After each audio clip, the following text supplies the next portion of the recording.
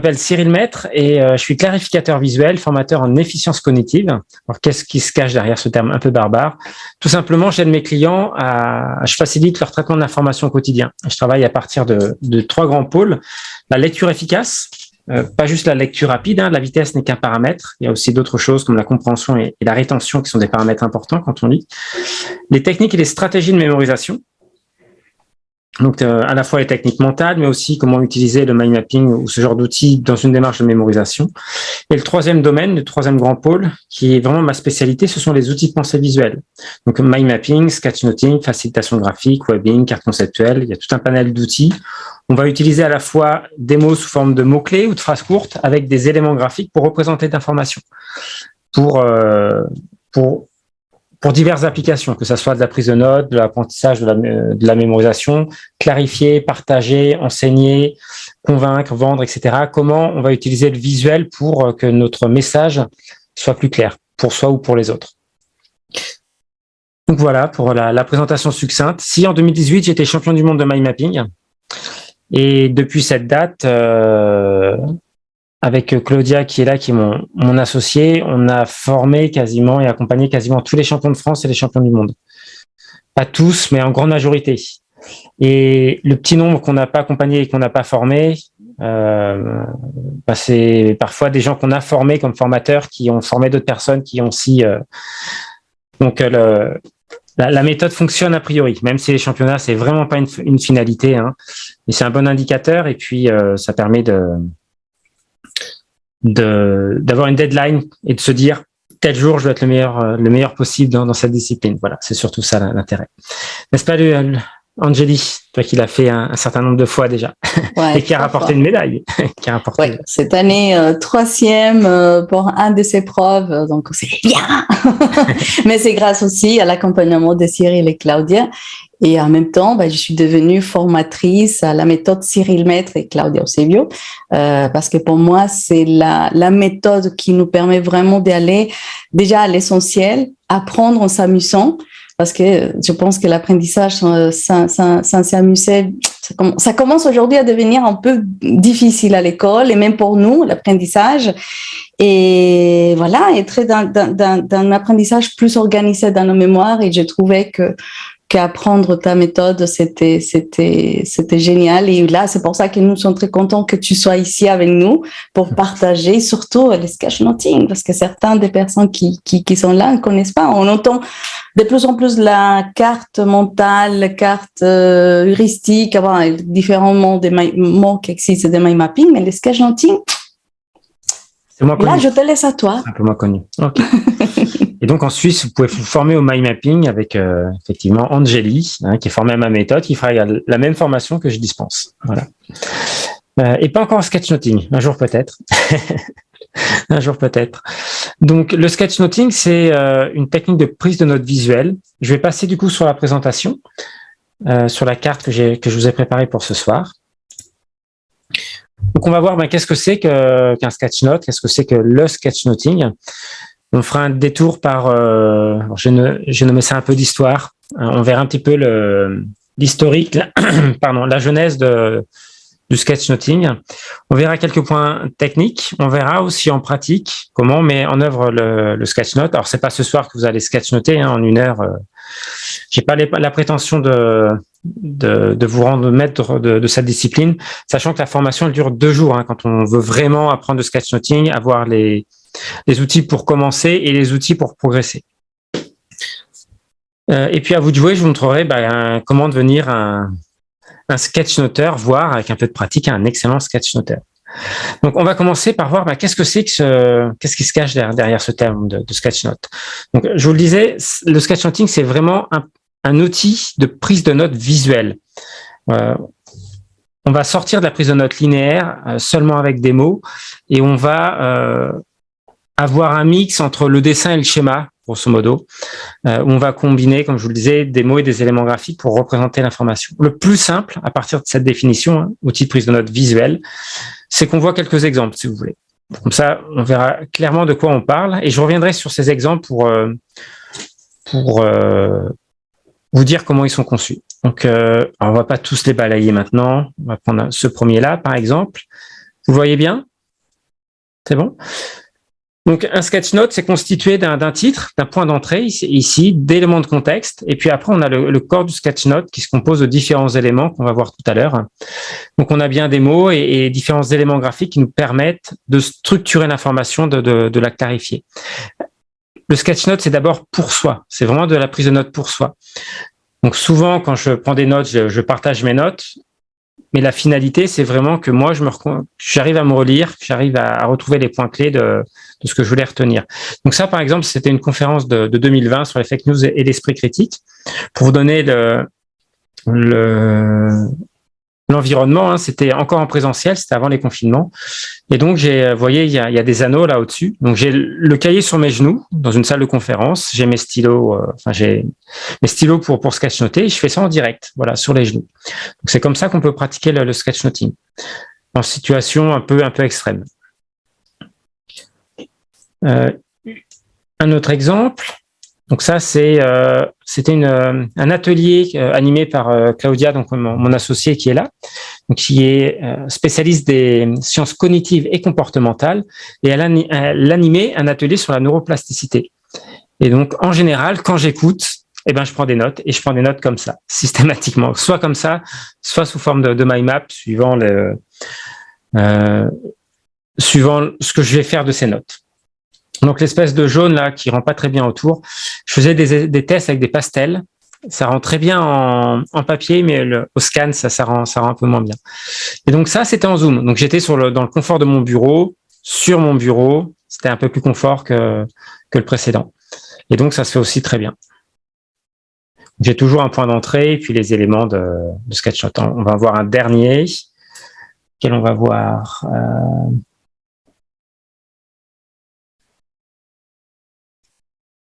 On va voir celui-là.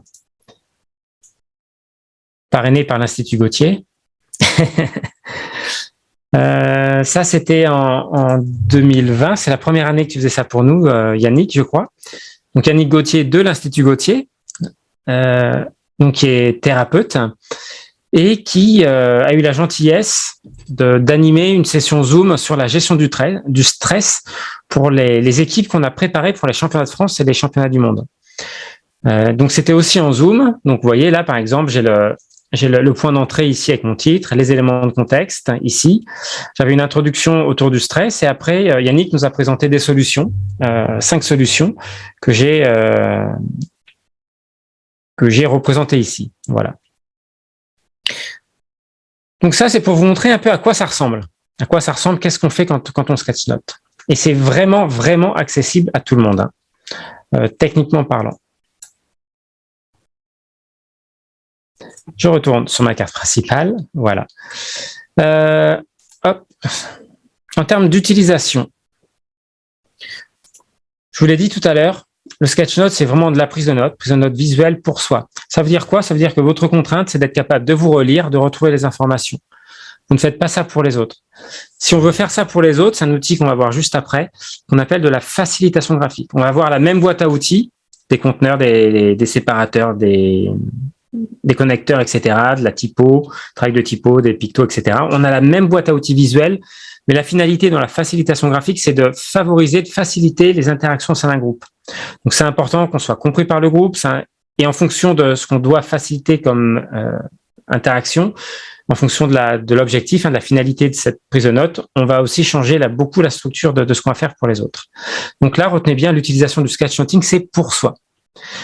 C'est un peu pour ceux qui sont coachs, formateurs, animateurs, enseignants, qui veulent partager avec le visuel pour d'autres. C'est un peu l'antichambre, le sketchnoting, qui va vous amener vers la facilitation graphique. Alors, je vous ai fait une branche les différences avec d'autres outils. Souvent, on m'appelle pour de la carte mentale ou pour du sketchnote et les gens incluent tous les outils de pensée visuelle là-dedans. Donc, on va voir quelques outils pour bien faire la différence. On a vu ce qu'est un sketchnote, à quoi ça sert. J'aimerais vous présenter succinctement le mind mapping que vous devez certainement connaître avec 2 exemples. Le mind mapping, appelé aussi carte mentale, carte heuristique. Donc, c'est aussi un outil de pensée visuelle, mais la structure est complètement différente.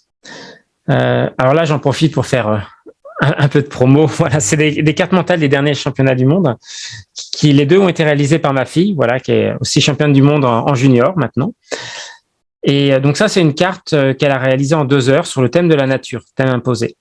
Donc on voit, on a un point d'entrée aussi, c'est notre cœur de carte, il est au centre. On a des branches de premier niveau, on a des ramifications, et on a aussi des mots et des pictos. Vous voyez, la structure est vraiment radicalement différente avec un sketch note. C'est beaucoup plus contraignant, beaucoup plus... les règles de construction sont plus contraignantes sur un mind mapping. L'avantage du mind mapping, c'est que comme tout est connecté, on est beaucoup plus précis en gestion de l'information, je trouve. Donc, moi, j'utilise le mind map sur des analyses de besoins, des choses comme ça pour des clients. Par contre, le sketch note est tellement plus agréable à utiliser au quotidien. C'est beaucoup plus libre, vous pouvez beaucoup plus vous exprimer. Et aujourd'hui, je fais beaucoup plus de sketch notes que de mind map quand je prends des notes. Le mind map, je le réserve. Je prends moins de plaisir. Je le réserve sur des applications qui sont des applications plus métiers, professionnelles, où j'ai besoin d'avoir beaucoup de précision dans ma prise de notes. Et pour le plaisir, je vous en montre un deuxième. Ça, c'est vraiment un exploit, ce que je vous montre. Ça, c'est une conférence de 20 minutes. Hein, donc, prise de notes en direct avec juste 20 minutes pour finaliser. Donc, c'est vraiment pas facile à faire. Et donc Léna, ma fille, elle a fait ça cette année. Elle a 17 ans. Voilà. Donc, ça se fait avec un peu d'entraînement.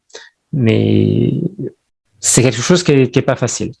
Donc, toujours la même structure, hein, le mind map, c'est cœur de carte, branche de premier niveau, des ramifications avec des mots et des pictos sur les branches. Donc, ça vous permet, voilà, d'un coup d'œil de vraiment voir la différence avec ce que je vous ai montré juste avant. La facilitation graphique maintenant. Donc, je vous rappelle, ça ressemble un peu au sketchnote, mais c'est vraiment pour les autres. Je vais vous montrer un exemple. Donc, alors c'est pas la seule façon de pratiquer, hein, mais c'est souvent la vision qu'on a. C'est des grandes fresques, donc c'est un grand rouleau qu'on va appliquer au mur, et donc un facilitateur graphique va venir prendre les échanges d'un groupe. Donc c'est pas forcément facile à lire quand on n'a pas participé à la journée, et la finalité c'est quand même pour le groupe, hein, pour que le groupe puisse mieux réfléchir à l'instant T et retrouver le processus de réflexion a posteriori, après la réunion. Donc on a des éléments un peu communs. Alors, le point d'entrée, là, il doit être là, je pense. Il est moins évident. Le point d'entrée doit être là. Et après, on a le déroulé de la journée ou des journées de réflexion.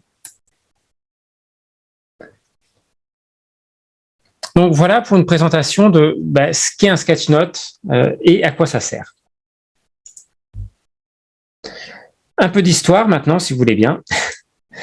Un peu d'histoire, ça va être court, hein.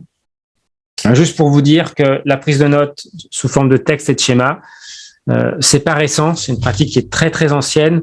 Je vous renvoie à des planches qu'on a, je pense, tous vues. Je pense au codex de Léonard de Vinci, qui avait l'habitude de prendre des notes visuelles et de décrire ses notes, que ce soit sur son exploration du corps humain, que ce soit sur l'élaboration de ses machines, de l'explication de mécanismes. Qu'il avait systématiquement une explication avec le texte et un schéma pour mieux comprendre. Et on dit d'ailleurs, hein, une image vaut 1000 mots. Et quand on a le texte en plus de l'image, c'est quand même mieux. C'est l'avantage du sketchnote. Donc, texte plus schéma, texte plus élément graphique, c'est quelque chose d'ancien. Je vous ai parlé de Léonard de Vinci, mais il y en a plein d'autres qui l'ont fait. Et notamment plein de personnages célèbres. J'étais tombé sur un livre dans une bibliothèque, j'ai pas pris les références malheureusement, qui listait justement les prises de notes de personnes célèbres, des prises de notes un peu atypiques et donc qui étaient toutes basées sur la prise de notes visuelle, qui respectaient pas les codes, hein, ni du mind mapping ni du sketchnoting tel qu'on va le voir, mais déjà où les personnes qui prenaient des notes commençaient à sortir du linéaire, c'est-à-dire d'imbriquer des blocs d'informations les uns sous les autres, sans aucun lien, sans image et avec quelque chose d'assez compliqué à relire au final et à exploiter. Ils avaient vu la faiblesse de cette façon de faire et intuitivement avaient commencé à structurer spatialement leurs informations sur la feuille. Et puis, dans les années 2010, je crois, il y a un Américain, Mike Roddy, qui est UX designer, donc il avait l'habitude de faire des schémas d'interface homme-machine pour des applications, des choses comme ça. spontanément, a commencé à prendre des notes visuelles également et a commencé à formaliser ce qu'il appelait le sketchnoting. Alors c'est marrant, moi je sketchnotais avant le sketchnoting entre guillemets, parce que on a ici l'apport les apports de la facilitation graphique, où intuitivement, quand j'ai commencé à faire de la facilitation graphique, j'ai commencé à prendre des notes visuelles pour moi. Et j'ai découvert peu de temps après qu'il y a quelqu'un qui avait nommé ça sketchnoting et qui l'avait formalisé. Et on était tombé sur certaines conclusions communes. C'était assez marrant, notamment sur les trames. Moi, je me suis inspiré de... Alors lui aussi, parce qu'il est UX designer peut-être. J'ai pas l'historique de son côté. Mais sur les trames d'organisation de l'information, je me suis beaucoup basé sur le web design. J'avais construit un site internet, j'avais un peu étudié ça. Et en web design, on utilise des grilles sur lesquelles on vient mettre des blocs d'informations. Et je me suis dit, tiens, ça a une bonne idée pour prendre des notes. J'avais testé ça et je trouvais que ça avait plutôt bien fonctionné. Et donc, Mike Roddy a sorti ce livre, Initiation au Sketchnote, donc qui a été traduit en français. Et lui a une pratique très particulière. Il travaille sur des carnets A5, voire plus petits, mais essentiellement des carnets A5. Et il a une pratique, vous voyez, en noir et blanc, où il y a un gros travail de typo et des choses vraiment très simples. Je sais plus si c'est lui qui a fait ce sketchnote, mais c'est tout à fait dans son style, tout à fait dans le style Mike Roddy. Il y a beaucoup de sketchnoteurs qui travaillent comme ça. Il y a beaucoup de sketchnoteurs qui travaillent autrement. C'est très personnel. Et c'est l'avantage, en fait. C'est très libre et vous pouvez vraiment exprimer votre style rapidement quand vous aurez maîtrisé les bases. Donc voilà, pour un peu d'histoire, d'où ça vient. Donc le sketchnoting en tant que tel, formalisé, tel que je vais vous l'expliquer juste après, c'est relativement récent. Mais la prise de notes visuelle, c'est ancien. Et le point entre les deux, ça a vraiment été la facilitation graphique qui a été mis en œuvre dans les années 80 aux États-Unis par des gens comme David Sillett qui ont posé les jalons, qui ont posé les bases pour travailler avec les équipes en entreprise et leur permettre de mieux réfléchir, mieux collaborer, etc. Est-ce que vous avez des questions avant qu'on avance, que ça soit sur ce 15 sketchnoting, un peu d'histoire? On va voir là l'aspect technique et pratique juste après. Est-ce que tout est clair ou est-ce que vous avez des questions? Si tout est clair, vous pouvez activer votre micro, me dire tout est clair, l'écrire dans le chat si vous voulez. Ouais, tout est clair. Moi, j'aurais des questions, mais peut-être pour plus tard. Oui, sur ce que tu as dit là, ouais. Pas sur ça, mais sur éventuellement ce que je vais dire, c'est ça? Voilà, c'est ça. Donc, ok, très bien. Déroule avant. Très bien. Ok. Pour moi aussi, tout est clair. Ok, bon. Personne ne se manifeste pour une question, donc a priori... Moi, c'est ok aussi, hein, c'est bon. Ok, super, merci. Moi, je voulais juste te dire, c'est tout bon. Oui, Patrick. Sauf que tu peux faire un pomme Z à chaque fois, au lieu de remettre les images plus petites. Tu fais un commande Z, pomme Z. Ouais, c'est une très bonne remarque, effectivement. Je connais la manip en plus, et j'ai jamais pensé à l'appliquer sur les images. C'est une très très bonne remarque, ça me fera gagner du temps. Exactement. Bon, on retourne sur la carte. Et là, donc, on a vu un peu les éléments de contexte, d'histoire, ce que c'est, etc. J'aimerais maintenant vous faire rentrer vraiment plus dans le cœur de la pratique. Donc, on va voir quelques éléments techniques sur ce qui compose un mind map. Donc, on a du texte avec de la typo. Donc, de la typo, c'est différentes façons d'écrire. Et ces différentes façons d'écrire, notamment, vont nous permettre de mettre en évidence le niveau d'importance des informations. Donc, on va créer certaines typos pour les sous-titres, certaines typos pour les éléments qu'on veut mettre en exergue. En général, on dit qu'il faut à minima 3 typos pour sketchnoter. Et avec une typo de base, c'est très sympa de créer des typos différentes. Très sympa, très facile. Donc, il y a un travail de calibrage de son écriture pour écrire de façon très lisible. Ou d'ailleurs, je dis en formation, on n'écrit pas, on dessine ses lettres. Et donc, il y a une façon de le faire. L'avantage, c'est que ça vient très vite. On sait tous écrire normalement. Il faut juste recalibrer un peu son poignet et la relation qu'on a avec son stylo pour avoir une écriture très lisible. Et c'est une question de quelques minutes. Ensuite, à côté du texte, souvenez-vous, c'est un outil de pensée visuelle. La pensée visuelle, c'est des éléments textuels et des éléments graphiques pour représenter de l'information. Donc, on va avoir une vraie boîte à outils avec plusieurs éléments graphiques pour gérer, pour représenter nos informations sur un sketch-note. Donc, on va avoir ces éléments. On va avoir des conteneurs qui, alors, tous les éléments portent plutôt bien leur nom, je trouve. Un conteneur, ça contient de l'information. Un séparateur, ça va être des éléments qui vont séparer une information d'une autre. Un connecteur, ça va être un élément qui va connecter une information ou à une autre. Quand je dis une information, ça peut être juste une information, un mot ou un picto, ou ça peut être un bloc, un ensemble d'informations à une information ou un autre ensemble d'informations. On va avoir également des listes à puces pour clarifier l'information. Souvent, c'est très bien d'avoir une liste à puces ordonnée ou non ordonnée. On va avoir une gestion très particulière des couleurs sur un sketch-note, très différente du mind mapping. Et puis, bien sûr, on va utiliser des pictos. Donc ça, c'est sur les éléments graphiques. À côté de ça, on va avoir des éléments structurants, des trames de structure d'information. Et donc, comme je vous l'ai marqué là, les structures, ça vous permet de répondre à la question, mais comment j'organise mes informations sur la feuille quand je prends mes notes en live? Donc, c'est des trames qu'on va rarement suivre stricto sensu, enfin, de façon stricte, mais ça permet de ne pas partir d'une feuille blanche. Et quand on commence à écouter, quand on commence à organiser les informations sur notre feuille, rapidement, on va se dire, tiens, vu comme ça se trame, là, justement, je vais utiliser telle ou telle trame pour organiser mes blocs d'informations sur ma feuille. Quand on fait du live, quand on fait de l'asynchrone, quand on a, par exemple, un texte et qu'on veut résumer son texte sous forme de sketch-note, eh ben, ça va être facile de se projeter dans la réalisation de son sketch-note avec ses trames en tête. On va en prendre une ou une autre ou en mixer deux. Voilà, il y a plusieurs façons de faire. Donc, c'est vraiment un élément facilitant. Ce que je vous propose là, c'est de reprendre les exemples de tout à l'heure. Et avec cet œil maintenant, avec cette nouvelle connaissance, ben, voir ce qu'est un conteneur, voir ce qu'est un séparateur, un connecteur, etc. à travers quelques exemples. Si je reprends le premier de tout à l'heure,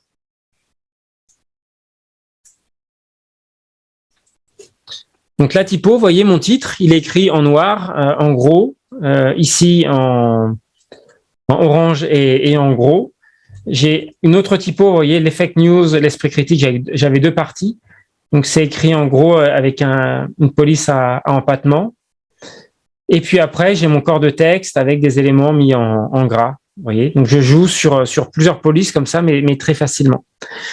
J'ai des conteneurs. Les conteneurs, c'est quoi sur ce sketch-note? Ça va être un picto-conteneur ici qui contient une information. Ça va être un simple nuage, comme ça, qui contient cet élément d'introduction ici de la conférence. Je vais avoir un conteneur ici qui me permet de contenir ce bloc d'information et de le mettre en évidence. Voilà, j'ai la définition et en fait, la définition, je l'ai mis dans ce bloc ici. J'ai encore un nuage. Je vais avoir aussi un picto avec une affiche. Je vais avoir des séparateurs. Donc, j'en ai un là, vous voyez, un double séparateur. Je vais avoir des connecteurs. Donc, des connecteurs, j'ai des flèches simples ici, ou comme celle-ci. J'ai des flèches un peu plus stylisées comme ces flèches. Donc, j'ai un bloc d'information qui m'amène à un autre bloc d'information qui m'amène à un autre bloc d'information. J'ai des listes à puces, des listes non ordonnées, comme des triangles, comme des flèches ici. Donc, méthodologie, j'ai un premier point là, un deuxième point là. J'ai aussi des listes ordonnées. Donc, j'ai les trois bons réflexes. J'ai le réflexe 1, 2 et 3. Donc, j'ai ordonné mes réflexes comme ça. Qu'est-ce que j'ai d'autre? J'ai des pictogrammes, bien sûr. Je vais avoir quelques personnages. J'ai le téléviseur ici. J'ai des conteneurs pictos, comme cette étiquette comme ça qui est attachée à la méthodologie. J'ai l'écran ici pour Internet qui fait caisse de résonance avec les réseaux sociaux. Et merci pour l'astuce, ça va plus vite. On va en prendre un autre. Allez, un que j'ai pas forcément vu. Celui-là, c'était lequel? Ah, celui sur l'art de la mémoire. Donc, c'est une formation que j'ai suivie avec un ami. C'est lui qui m'a formé sur la mémoire, entre autres. Il m'a donné des bonnes clés de partage sur la mémoire. Vincent Delourmel, qui est formateur sur le sujet, qui est un ancien magicien. Et Vincent, c'est vraiment un très, très bon copain. C'est un collègue qui est formateur aussi, maintenant.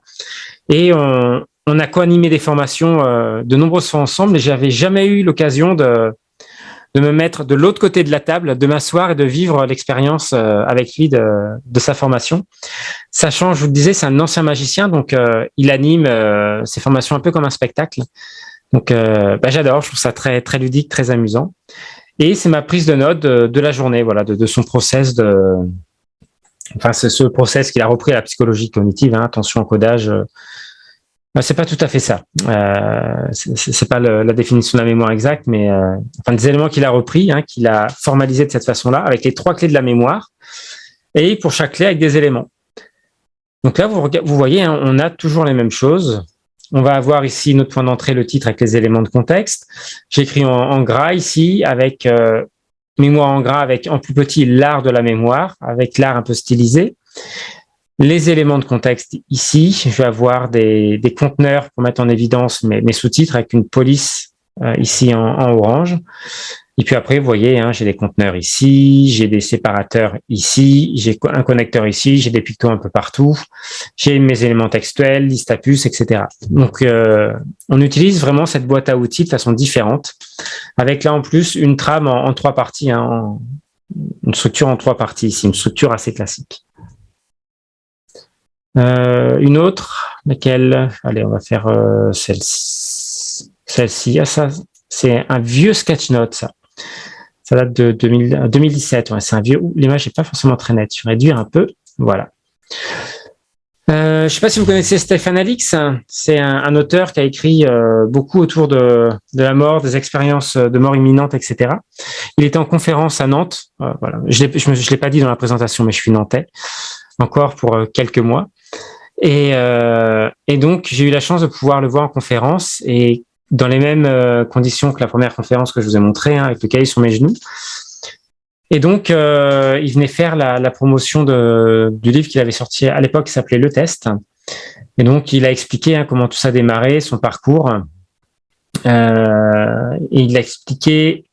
il a expliqué Le Test, le livre sur le test, et puis un autre livre qu'il a écrit après. Voilà, c'est le 3e livre ici. J'avais un livre ici, 2 livres ici, 3 livres là.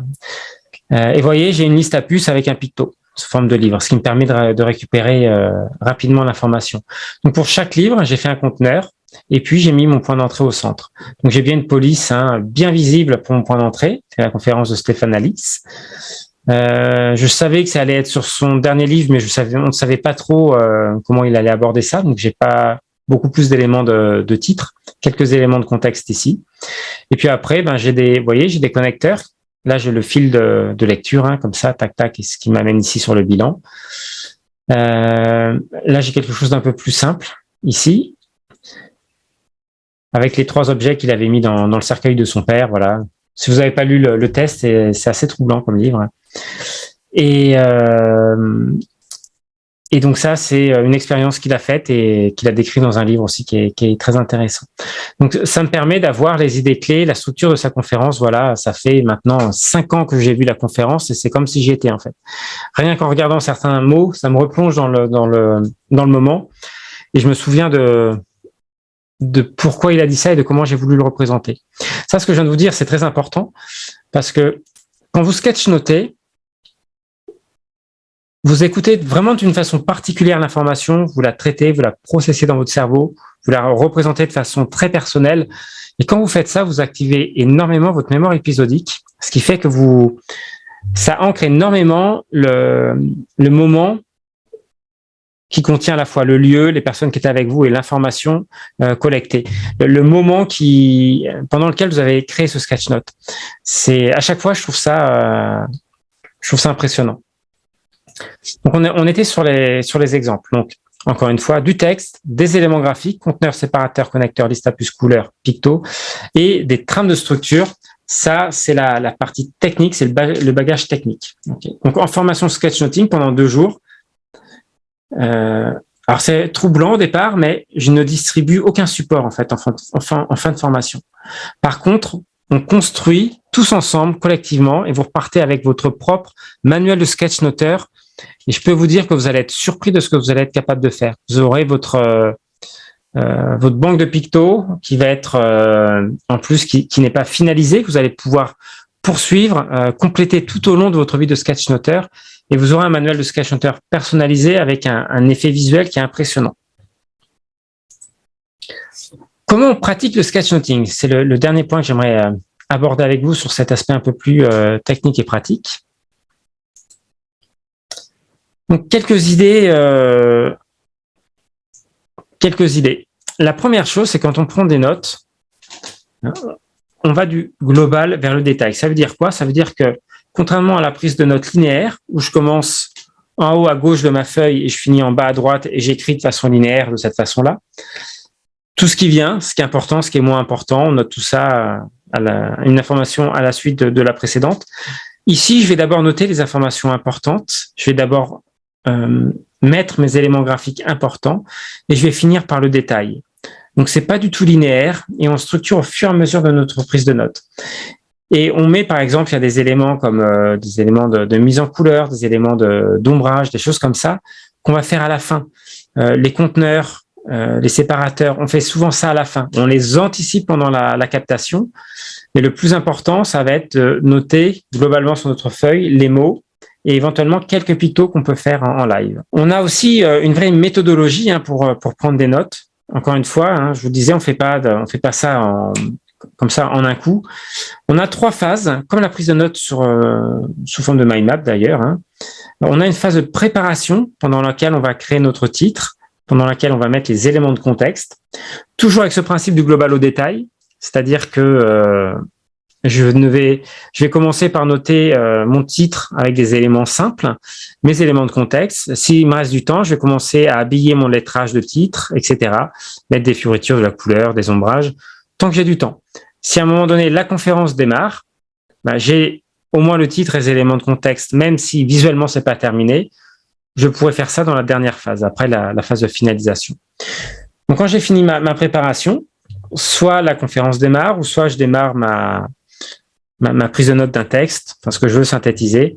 Et là, on rentre vraiment dans la phase de captation de l'information.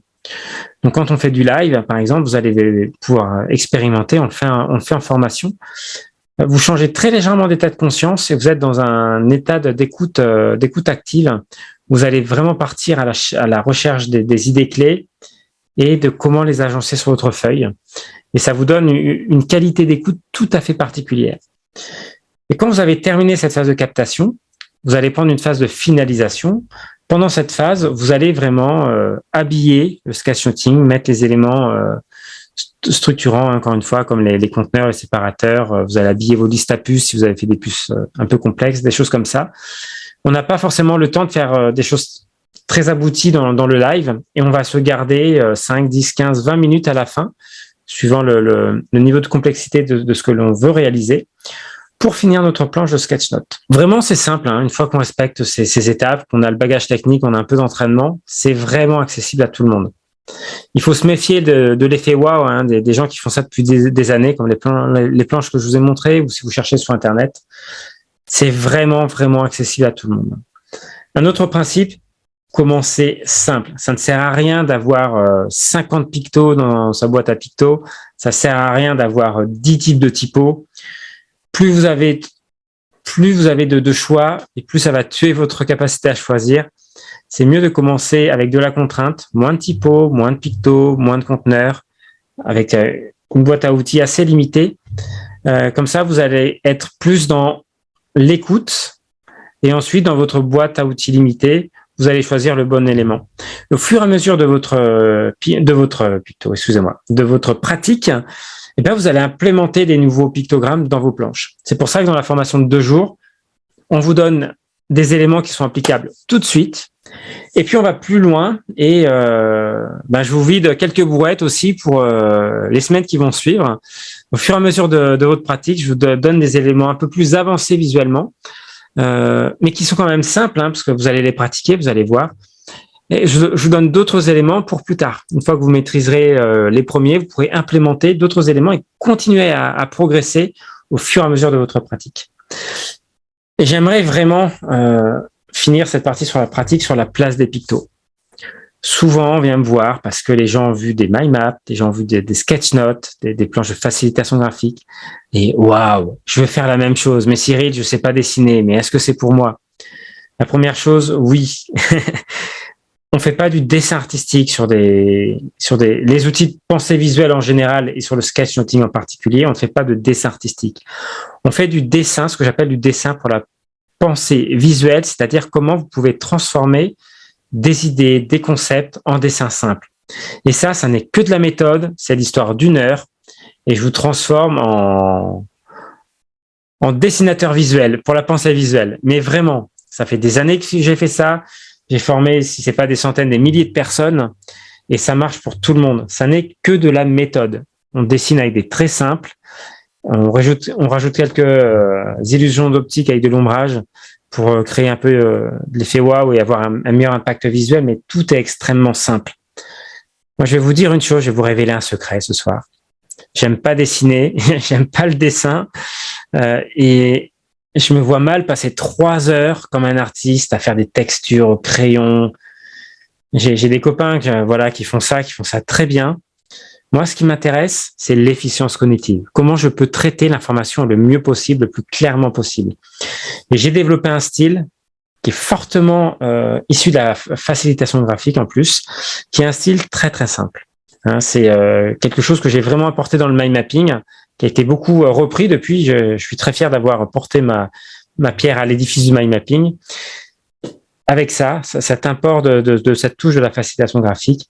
Et c'est quelque chose aussi que je pense avoir apporté. Alors, je suis pas le seul dans une moindre mesure, mais sur le sketchnoting, d'apporter vraiment ces dessins simples et expressifs. Ensuite, donc les pictos, c'est simple, c'est accessible à tout le monde. Et la place des pictos dans la pensée visuelle en général, encore une fois, et dans le sketchnoting en particulier, voyez ça comme la cerise sur le gâteau. Hein. Et c'est pas le plus important. Le plus important, c'est de noter clairement les informations sous forme de texte, de façon très lisible, d'avoir les bons éléments, donc d'aller chercher les idées clés, de bien les agencer sur votre feuille et de bien les connecter, de bien les encadrer avec les autres éléments graphiques pour que ça soit clair. C'est de créer ce que j'appelle vraiment au sens premier du terme un système d'information. Pas dans le sens de matériel informatique, mais un système d'information. Des idées clés que vous connectez entre elles pour que l'information devienne claire et limpide. Et les pictos vont favoriser à la fin cette clarté et cet effet waouh et le côté sympa, mais c'est la cerise sur le gâteau. Et quand vous faites un gâteau et que vous mettez la cerise, vous la mettez à la fin. Et s'il vous plaît, assurez-vous que la recette soit bonne et que vous soyez capable de l'appliquer. Après, c'est facile de mettre la cerise, le glaçage, etc. Hein, c'est le vernis à la fin. Et d'ailleurs, vous verrez en formation, la première pratique de sketchnoting que vous allez faire, je n'aurais même pas parlé de pictos. On parlera de la typo et des premiers éléments graphiques. Et déjà, vous verrez combien vous allez pouvoir prendre des notes autrement et plus efficaces que la prise de notes linéaire. Donc voilà pour quelques éléments pratiques autour du sketchnoting. Je vais finir avec ceux qui veulent aller plus loin. Hein. C'est pour ça que je suis là ce soir. C'est par rapport à la formation en Suisse qu'organise l'Institut Gautier. Et donc, il y a 2 étapes. Hein. La première étape, c'est formez-vous, apprenez, vous allez gagner un temps mais énorme. Non seulement vous aurez les bons éléments, vous aurez des retours de pratique. Et l'avantage de faire ça en groupe, c'est qu'en groupe, tout le groupe, vous allez faire toutes les erreurs de débutants possibles en général. Ce qui permet de les identifier dans ses pratiques, dans les pratiques des autres, de mettre de la conscience sur sa pratique et de corriger ça très vite. Hein. L'erreur fait intégralement partie du processus d'apprentissage et c'est en vous appuyant sur vos erreurs et en la corrigeant dans l'expérience d'après que vous allez progresser très très vite. Et donc là, vous avez en plus le cerveau collectif de tout le groupe, ce qui vous permet d'aller vite. Mais une fois que vous pratiquez, le secret, une fois que vous êtes formé, c'est de pratiquer. Et en quelques jours, quelques semaines, vous allez acquérir des automatismes et vous allez trouver ça simple. Donc pour vous former, si vous êtes en Suisse, j'ai mis Lausanne, c'est près de Lausanne, j'imagine. Ce sera pas à Lausanne même, mais c'est près de Lausanne. Vous aurez toutes les infos sur ce lien où vous contactez l'Institut Gautier pour avoir les informations pratiques. Ça sera le samedi 3 et le dimanche 4 septembre. Ça sera avec moi. Je viens vous voir en Suisse en direct. Ce sera un grand plaisir. Et donc, on passera 2 journées sur la prise de notes visuelle, à parler un tout petit peu de ce que c'est et à pratiquer beaucoup. Voilà. Est-ce que vous avez des questions sur ce que j'ai pu dire? Dites-moi tout. Est-ce que vous avez des questions sur ce que j'ai pu présenter ce soir? Agathe, non? J'ai cru voir la main. Oui, enfin, moi j'ai plein de questions parce que ça me passionne la facilitation graphique. Je suis déjà facilitatrice, mais pas graphique. Et j'aime beaucoup le sketchnoting. J'utilise les mind maps depuis plus de 10 ans. Et puis, j'avais une question pour toi au niveau des outils numériques. Parce que parfois, je prends des notes, donc j'ai pas du tout ton niveau, hein, mais je me rends compte que j'aime vraiment utiliser une feuille et des stylos. Mais parfois, il y a des petits éléments à rajouter, ou alors on fait plusieurs réunions, par exemple, et puis il y a des choses qui évoluent, qui s'étoffent. Et j'avais vu dans une pratique que j'avais fait quelqu'un qui venait à chaque fois avec la même feuille et qui l'avait sur son iPad, sur sa tablette, et du coup qui pouvait déplacer les éléments pour en rajouter d'autres, pour le modifier en fait un peu en temps réel, réunion après réunion. Donc, je me suis acheté un iPad pour pouvoir faire ce genre de choses parce que aussi je les utilise avec mes enfants. Enfin, je fais plein de mind maps et de trucs. Et puis, c'est vrai qu'à chaque fois que j'ai un petit élément ou un truc, ça me casse toute ma structure, en fait, de devoir rajouter. Et puis, ça devient brouillon. Et puis, après, je recommence au début, mais c'est super énervant, en fait. Dès qu'on fait une petite faute, voilà, c'est fichu. Est-ce que ça t'arrive d'utiliser ce genre d'outils? Et puis, avec quel résultat? Oui, ça m'arrive. J'ai utilisé pour ça, par exemple. Le cœur de carte, ici, c'était fait sur iPad. Et puis là, en fait, tu as fait des dessins que tu as mis dedans, en fait, dans ta. C'est une planche. J'ai écrit à la main. J'ai fait les dessins. Tout est à la main. Il n'y a rien d'automatique là. Oui, du coup, à la main sur l'iPad, en fait. Sur l'iPad, oui, à la main sur l'iPad. Ouais, en tant que dessin, et après, tu les rajoutes, en fait, séparément. Tu dessines. Parce que là, on dirait qu'il y a un carré quand même qui a été incrusté. Non, je l'ai fait alors. Ça, pour la présentation, par exemple. Voilà, pour la présentation, j'ai utilisé un logiciel qui s'appelle Xmine. Mm-hmm. Donc, c'est un logiciel pour faire des cartes informatiques. Ouais. Et j'ai inséré dedans une image. C'est ça. Et donc, toute la partie blanche, c'est l'image. Et donc, tout ce qui est dans la partie blanche, là, si je clique, ça me sélectionne mon image, là, le carré bleu. Mais toute la partie blanche, j'ai fait ça avec l'iPad. Donc, je vais répondre à la question. Donc, oui, je pratique sur iPad. Maintenant, pour ces besoins, je vais être franc, hein, j'aime pas du tout l'iPad et pratiquer sur tablette. Ce contact avec le verre, j'aime pas du tout. J'ai pourtant, je sais pas si tu connais, j'ai appelé le film Paper-like, qui permet d'avoir une sensation qui s'approche un peu plus de la sensation du papier, mais loin quand même. C'est pas du tout pareil. Donc, je suis pas un fanat d'iPad pour mes pratiques personnelles. Je l'utilise uniquement pour la facilitation graphique quand j'ai des productions pro à faire pour des clients. Parce que l'avantage, c'est que c'est tout de suite, j'exporte et voilà. Le client, soit je vais en faire une vidéo dessinée, une vidéo pédagogique ou une vidéo de vente pour un client, soit j'envoie directement les planches, des habille, soit j'envoie les images et lui il va associer du texte avec ces images sur des journées de séminaires avec plein de conférences. Voilà. Donc j'utilise l'iPad dans ce cas de figure. Pour les réunions, pour des prises de notes qui vont évoluer, s'il y a 1, 2, 3 réunions maximum, je peux faire ça à la main. Et dans ce cas-là, je vais jouer avec la couleur. Je vais utiliser une couleur par réunion. Ça m'est arrivé déjà en analyse de besoin. Alors, analyse de besoin, je fais plutôt du mind map, mais je pourrais très bien faire ça en sketchnote. Je vais utiliser une première couleur, le noir, pour prendre mes notes au départ. Et la prochaine fois, je vais prendre le orange. Et la fois d'après, le vert.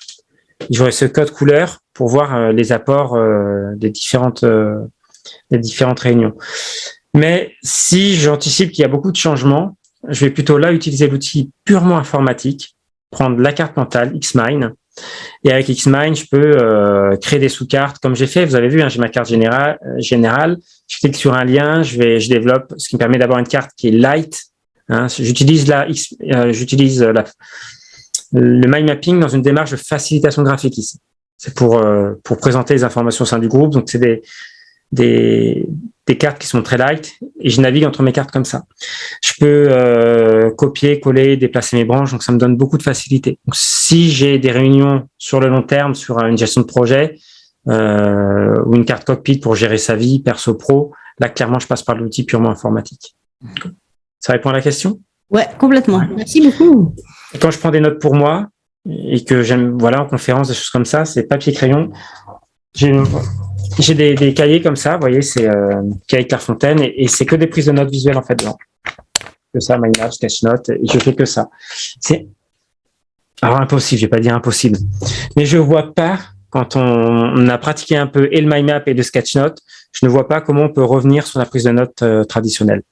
C'est tellement peu efficace, mais vraiment, hein, quand c'est tellement peu efficace que c'est juste plus possible. Voilà pour la réponse. Il y a quelqu'un qui a écrit, oui, mais il y a quelqu'un a écrit ou rien. Il a dit merci, moi je suis pas du tout écran, je reste fidèle au papier. Et c'est abordable pour les seniors supérieurs à 65 ans. Oui, le prérequis c'est de savoir écrire. Point. Savoir écrire et lire, c'est tout. Pour le reste, c'est accessible absolument à partir de n'importe quel âge. À partir du moment où on sait écrire. Pour les plus jeunes, il faut faire attention sur les pratiques en live où ça demande quand même une certaine agilité mentale. Mais autrement, à partir de n'importe quel âge jusqu'à n'importe quel âge. Je suis pas au contraire, sûre. Hein. Comment? Je suis pas sûre, hein, parce que faut vraiment être bien organisé par rapport à la prise de notes. Il faut bien connaître le sujet, il faut bien comprendre le sujet finalement qui est présenté. Si le sujet n'est pas clair, si la personne est un peu brouillon dans sa présentation, eh ben c'est quand même difficile de prendre des notes claires pour soi, quoi. Vous pratiquez le sketchnoting, Auria, déjà? Non, mais j'avais une fois essayé avec une vidéo que vous aviez envoyée, mais ça n'a pas été. Ça fait un petit moment. C'était avant même je crois que c'est avant même le confinement. Je sais plus. Et vous êtes formé? J'ai acheté le bon cahier que vous proposiez. Ouais. J'ai acheté les couleurs aussi, etc. Et puis c'était compliqué, quoi. Vous êtes formé? Vous êtes formé avant d'essayer? Non, j'ai suivi votre vidéo. Je me suis dit, tiens, je vais essayer de comprendre quand même. Voilà. C'est pour ça que j'étais intéressée pour participer ce soir à la vidéo pour voir beaucoup plus clair. Alors, je maintiens mon propos, Auria. C'est accessible à tout le monde. C'est de la méthode. C'est comme les pictos. Ce n'est que de la méthode. C'est que de la méthode. Et la méthode, on la voit en formation étape par étape. Si vous lancez de but en blanc à travers 2-3 exemples et vous imaginez comment la personne a sketchnoté, vous allez dans le mur. Comme si vous achetez les livres de Mike Roddy, vous testez, vous allez voir. Moi, j'ai jamais réussi à apprendre avec un livre. Hein. Le mind mapping, j'ai commencé à acheter Une tête bien faite de Tony Buzan. C'est comme ça que j'ai découvert le mind mapping. Il disait, faites comme ça, achetez des feutres et des crayons de couleur. C'est ce que j'ai fait. J'ai jamais réussi à sortir une carte. Jamais. Il a fallu que je me forme avec quelqu'un dans un premier temps et que j'explore beaucoup après, que je teste beaucoup après pour créer une méthode vraiment, je trouve, qui marche en tout cas, qui marche pour moi et qui marche aussi pour les autres. Ça n'est que de la méthode. Ouais. En tout cas, Cyril, j'ai fait la formation de Michel Bosniak, les 2 jours sur le mind mapping, mais j'ai pas réussi quand même à mettre en pratique, hein, parce que la prise, enfin, prendre des Alors Michel, c'est une journée. Moi, j'avais fait en 2 jours. C'est en 2 jours, mais c'était lecture rapide et mind map ou que mind map? Non, que mind map. Parce que il fait la formation Buzan et la formation Buzan c'est une journée normalement. Mais oui, oui, pardon, j'avais fait aussi la lecture rapide, oui, c'est ça, oui, tout à fait. Alors Michel, il fait la formation méthode Buzan pure, c'est pour ça que j'appelle ce que je fais méthode Cyril Met parce que j'ai pris le contre-pied en fait de la méthode Buzan. Je suis aussi formateur Buzan, donc je me suis formé à la méthodologie Buzan, etc. Quand vous rentrez dans une formation Buzan, vous sortez avec les règles. Vous savez faire une carte, vous connaissez les règles. Les 6 règles de construction. Moi, j'ai pris le contre-pied, c'est-à-dire qu'on ne voit pas les règles au départ, on les voit pas toutes. On commence à avoir quelques règles et surtout on expérimente. Vous faites une expérience avec quelques règles, on fait une autre expérience, on augmente le nombre de règles, on fait une 3e expérience, on augmente encore. Et c'est par l'expérience que vous allez maîtriser la façon dont vous allez faire un mind map. La grande différence, c'est que autant le sketch note, c'est un outil de prise de notes visuelles. Le mind mapping, c'est un couteau suisse de la pensée visuelle. Vous prenez des notes, vous organisez vos idées, vous le pratiquez à la main, vous le pratiquez à l'ordinateur, vous le pratiquez pour vous, avec d'autres. Même en facilitation graphique, ça peut être dans une posture de facilitateur graphique. Vous mettez Xmind en projection, vous animez votre groupe et vous gagnez un temps dans une réunion, mais phénoménal. Alors que parfois, tout le monde parle, personne s'écoute. Au bout d'1 heure et demie, il n'y a rien qui se passe. Je l'ai pratiqué, hein. Donc, donc c'est pas. Il faut que la formation soit basée sur la pratique. Là, les 2 jours qu'on va faire de sketchnoting, on commence par travailler la typo, c'est le plus important. On calibre sa typo. Je vous donne ensuite quelques éléments graphiques et direct, vous allez pratiquer. Pratiquer sur des vidéos, pratiquer sur un texte et je vous fais même passer dans une posture à la fin de facilitateur graphique pour voir la différence, pour vous mettre un peu dans la peau d'un facilitateur graphique et voir ce qu'on peut faire derrière si on va aller plus loin que le sketchnoting. Si tu me permets, Cyril, moi aussi, je me suis formée une journée. Je suis aussi formatrice Tony Buzon. Et là, pour te dire, moi, et les personnes qui sont certains là, qui sont participés à ma formation, je le dis, je détestais le mind mapping. Mais à mourir, vraiment. C'était pour moi quelque chose qui était enterré, je ne sais pas combien de mètres sur terre.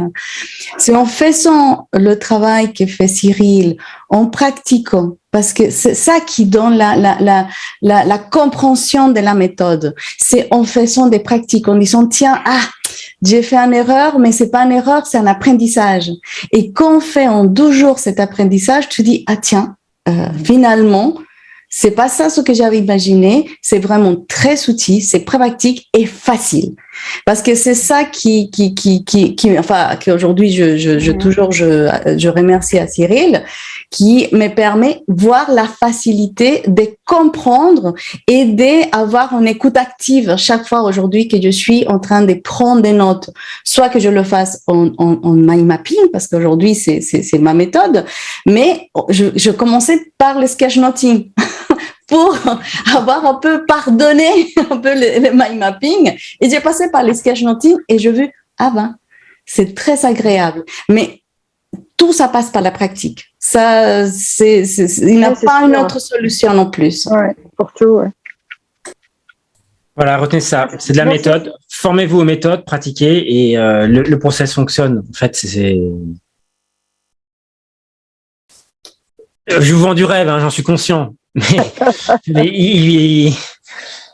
il faudra avoir des gens qui sont passés en formation. Vous avez l'exemple d'Angélique qui est là, qui vous dirait, j'étais encore là, j'ai animé 2 jours de formation à domicile, ça fait du bien là, à Nantes, c'est rare. Je me déplace un peu dans toute la France et dans toute l'Europe francophone d'ailleurs. Et les gens sont, j'ai pas le terme, à la fois surpris et émerveillés de ce qu'ils sont capables de faire en si peu de temps et de se rendre compte qu'en fait, que de représenter des informations visuelles, techniquement, c'est pas compliqué. S'il y a une difficulté, si les participants rencontrent une difficulté, elle n'est pas d'ordre technique, elle est d'ordre plutôt cognitif ou psychologique. C'est à quel point je vais être en capacité d'abandonner mes anciennes façons de faire et de rentrer dans cette écoute active sans avoir besoin de tout noter tout de suite. C'est une habitude que je vais qualifier de mauvaise. Je demande à l'heure, mais je vais l'assumer. C'est une mauvaise habitude qui est liée à nos pratiques scolaires, de comment on a appris à prendre des notes et de la finalité des études. C'est-à-dire, si je prends pas une info, c'est peut-être un point en moins à mon devoir. Donc, je prends tout, comme ça, je me rassure. Alors que si en se détachant de ce besoin et en allant chercher ce dont vous avez besoin dans ce qui vous est dit, et en le mettant en pratique, en le mettant en scène avec une planche de sketchnote, un mind map, vous allez voir, ça décomplexifie le processus et vous allez vous étonner, quoi. Y a-t-il d'autres questions? C'est Patrick, je crois, ou Denis qui avait... C'était Denis, je crois, qu'il avait dit qu'il avait une question. Alors, je ne sais pas si j'ai répondu. Non, alors, je sais pas vraiment une question, c'est un commentaire, mais J'imagine que dans une conférence, la grande difficulté, comme on doit structurer notre carte, ou le sketchnote, c'est de savoir où va l'orateur. Et donc, comme on doit aller du global vers le détail, c'est comment, et qu'on peut utiliser qu'une seule page, j'imagine que c'est comme dans le mind map, on peut pas utiliser plusieurs pages, c'est d'arriver à structurer et synthétiser ce que dit l'orateur. Alors, à moins qu'en début de conférence, il donne un sommaire qui permet déjà d'avoir les grandes idées, puis après de rentrer dans les détails. Si il parle de façon linéaire, Ouais, ça doit être ça la difficulté et l'enjeu à Alors, c'est une remarque, c'est pas une question, ça tombe bien. Moi, j'aurais une question, Denis. Qui a dit qu'il fallait que ça tienne sur une page? Alors, simplement, moi, je fais le cours de mind mapping et donc avec Angeli. Et donc, tout doit tenir sur une page. Donc, j'imagine. Et dans les cartes que tu as présentées, ça tenait sur une page. Mais après, j'en sais rien. Dans les exemples que j'ai montrés. Oui, exactement. J'ai fait, quand j'ai décidé de devenir formateur, je suis parti presque 1 an, c'était 9 mois sur les bancs d'école, une formation de formateur. Et est-ce que tu penses, Denis, que j'ai résumé mes 9 mois de formation sur une seule planche? Non, probablement pas. Ah, c'est sûrement pas. J'ai plein de planches, plein de mind map et de sketch notes. Si jamais tu te retrouves à prendre des notes, même sous forme de mind map, que tu n'as plus de place sur ta carte, qu'il y a des choses importantes qui sont dites, toi, tu préfères poser ton stylo, arrêter de prendre des notes à ce moment-là?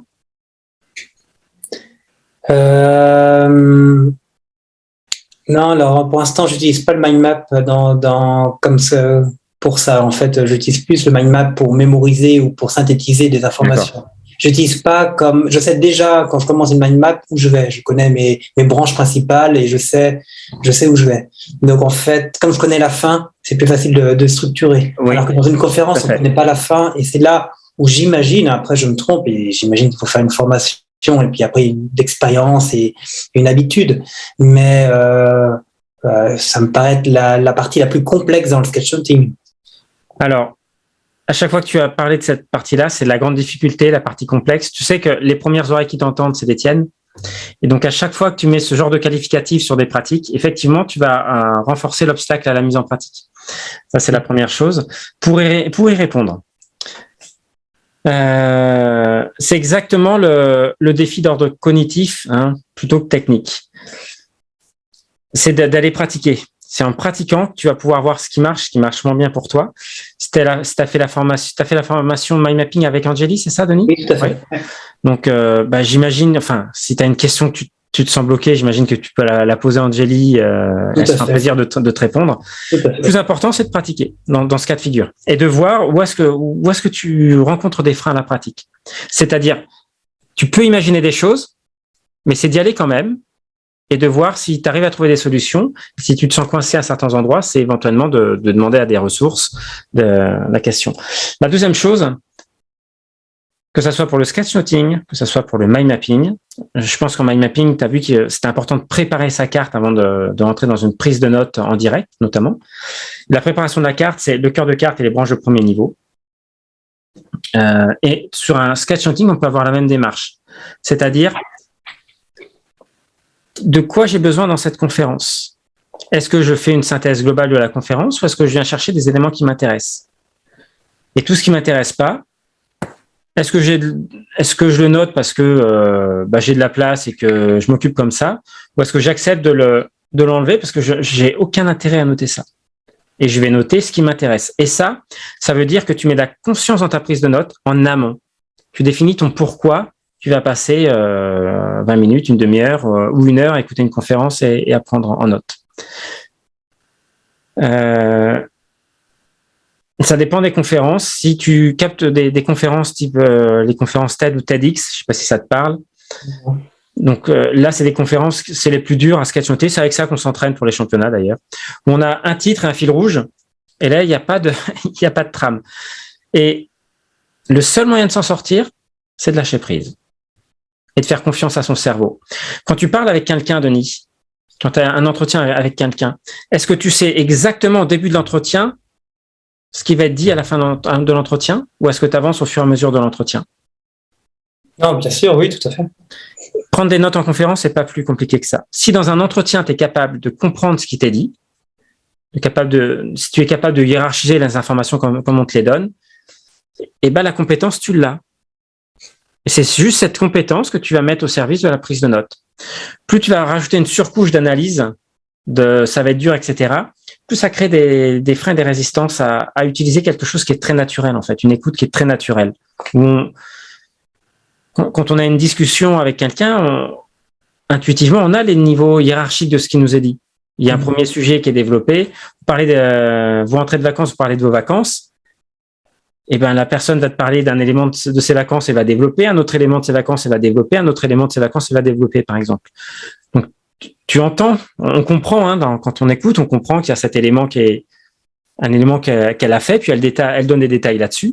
Donc, quand on va faire un mind map, ça va être une branche de premier niveau qu'on va ramifier. Quand ça va être un sketch note, on va faire un sous-titre et on va consacrer un certain espace à noter les détails là-dessus, sous forme de liste à puces, sous forme de mots avec des connecteurs, etc. Tout à fait, d'accord. Oui, oui, je m'attendais bien à ce qu'il y ait des solutions à ça. La solution, c'est la pratique. Vraiment, hein. La pratique. Dans la pratique, alors je dis pas que ça réussit du premier coup, hein. Mais dans la pratique, vous faites ce qu'on appelle une approche réflexive, c'est-à-dire que vous analysez votre pratique et vous regardez là où vous pouvez vous améliorer a posteriori et là où vous avez peut-être rencontré des difficultés, du coup, mais vous le voyez après, sur la prise de notes. Et vous cherchez des solutions pour que la prochaine fois, ça soit plus facile. En tout cas, c'est comme ça que j'ai fait et c'est comme ça que je préconise de le faire. Et a priori, pour ceux qui le font, ça marche. Très bien. Voilà. Alors, merci tout le monde pour la participation. Alors, moi, c'est vrai que j'ai beaucoup eu la chance de découvrir le mind mapping. J'ai beaucoup accroché au mind mapping. Là, j'ai suivi une formation sur l'homéopathie avec un médecin qui est un génie, qui arrive, qui a une capacité juste sans cours, sans notes, de faire le cours comme ça. Et les gens qui sont tous en train de noter, s'arrachent les cheveux, et surtout avec la même tête que moi. Voilà, ça c'était une chose. Donc moi je suis pro mind mapping et j'ai eu la chance de suivre la formation de sketchnoting avec Cyril.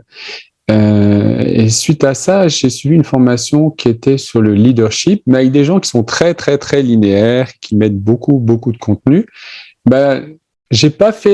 N'ayant pas beaucoup pratiqué après la formation, ce qui est dommage, vraiment, je vous encourage à le faire, fait que sur le moment, j'ai plein de choses que j'avais oubliées, mais par contre, j'ai vraiment pris l'attitude de écrire de dessiner les lettres et tout, et de synthétiser, mettre des mots-clés. Ce qui était très utile parce que au bout de 6 jours de formation, on nous demandait de faire un mémoire de plus de 8 pages, en lien avec la formation. Et il y avait juste à utiliser ces mots-clés, faire mes phrases à moi et mettre mes exemples à moi. Et donc, j'ai jamais écrit un mémoire aussi vite. Voilà, donc ça, je vous recommandais. Moi qui ai beaucoup des pattes de mouche, je voulais vous montrer quand même mon premier sketch note que j'avais pu faire en formation. Voilà, vous voyez. Donc, c'est la première fois que je prenais des notes et que j'étais fier de moi. Donc, grand merci à Cyril. C'est vrai que Cyril, j'aime beaucoup travailler avec lui. C'est pas un artiste qui a un talent comme sa fille pour pouvoir faire des belles choses et tout. Derrière, il y a beaucoup de travail. Il a vraiment étudié à fond, vraiment la méthode et tout. Il le dit, il n'aime pas dessiner, mais il fait des choses géniales parce qu'il a beaucoup pratiqué. Donc, c'est vraiment, voilà, soyez prêts à pratiquer rapidement après. Voilà, ça, c'était une chose. Et c'est un plaisir à faire. Oui, ça devient un plaisir, hein. Ça devient un plaisir. Je vois même une femme j'ai dû forcer à suivre, aller au championnat du monde de mind mapping et tout, et qui tout d'un coup se trouve à développer son talent artistique. Madame A, on ne dira pas son prénom. Voilà, on dira pas son prénom et tout. Je l'ai tellement, manipulée, forcée, elle a tellement souffert et tout, et que maintenant, elle peut plus s'empêcher, elle est addicte à ces championnats. Mais bon, elle a dit que c'était le dernier, mais jusqu'à l'année prochaine. Voilà. Une chose qu'on m'a posée comme question, c'est vrai que moi qui connaissais pas la facilitation graphique avant de connaître le mind mapping et le sketchnoting, c'est vrai que quand tu parles qu'une image, vraiment un impact, une image à l'équivalent de 1000 mots, on a pu voir, en tout cas en Suisse, un des outils qui était utilisé pour la prévention de l'épidémie et tout. Donc, vous voyez, ça ressemble. On est sur l'infographie, là. Voilà, on est sur l'infographie. Et vous voyez, c'est vraiment donc des outils qui sont utilisés vraiment voilà, dans la comment dire, pour que nos messages ont un impact. Donc, c'est ce qui veut dire que voilà, c'est reconnu et vraiment, plus vous utilisez des méthodes comme ça, plus vous aurez d'impact pour pouvoir, quand vous êtes dans la communication avec les gens. Ce que je voulais te poser comme question, quand quelqu'un qui est un manager dans une équipe, dans une entreprise, qu'est-ce qui peut lui apporter le sketchnoting? Pour manager, de la prise de notes plus claire déjà. Ça peut lui permettre, le sketchnoting ou le mind mapping, de mieux gérer. Alors, je ne sais pas si vous avez des entretiens individuels obligatoires en France avec le manager avec son équipe. C'est souvent le cas. C'est souvent le cas. En France, c'est une obligation légale. Donc, plutôt que d'avoir des entretiens qui se passent sous forme de tableau Excel avec un ensemble de cases à remplir, c'est beaucoup plus sympa d'avoir une version spatialisée, soit sous forme de sketchnote, soit sous forme de mind map, parce qu'un entretien n'est jamais linéaire. Même si on pose les questions de façon linéaire, une question va apporter une réponse pour la question, mais peut-être faire un lien avec une question précédente et apporter un apport d'une question précédente. Donc, ça évite de scroller sur 3 pages pour remettre quelque chose sur la case d'avant, etc. C'est tellement plus fluide. Après, mais ça demande des adaptations. On peut glisser vers la facilitation graphique et être beaucoup plus à l'aise sur la gestion du paperboard quand on prend des notes avec une équipe, sur des séances de brainstorming, etc. Voilà ce que ça peut apporter au manager. Et puis, clarifier ses idées quand il prend des notes au quotidien. Voilà. Ça serait c'est pas propre au manager, mais comme un manager souvent prend beaucoup de notes et a beaucoup d'informations à gérer, ça peut être un bon outil. Voilà. Pour faire ça de façon plus à la fois efficiente et ludique. On associe l'efficience, le résultat en consommant le moins de ressources possible et en plus le plaisir de faire. Donc voilà ce que je dirais pour un manager. Merci beaucoup. Bon, de voir, merci Cyril pour partager tout ce que tu apportes au niveau de la pensée visuelle et de toi-même, parce que c'est magique. Là, je peux dire, je passais par lui, par ses formations et tout. Je peux dire que ma façon de penser est différente, ma façon d'écrire. Donc là, je remercie vraiment énormément à Cyril. Et remercie à vous de vous savoir rester avec nous, de vous donner cette opportunité d'écouter quelque chose de différent, parce que je sais que quand on écoute quelque chose de différent, on dit c'est quoi? Pour moi, c'était toujours un peu extraterrestre.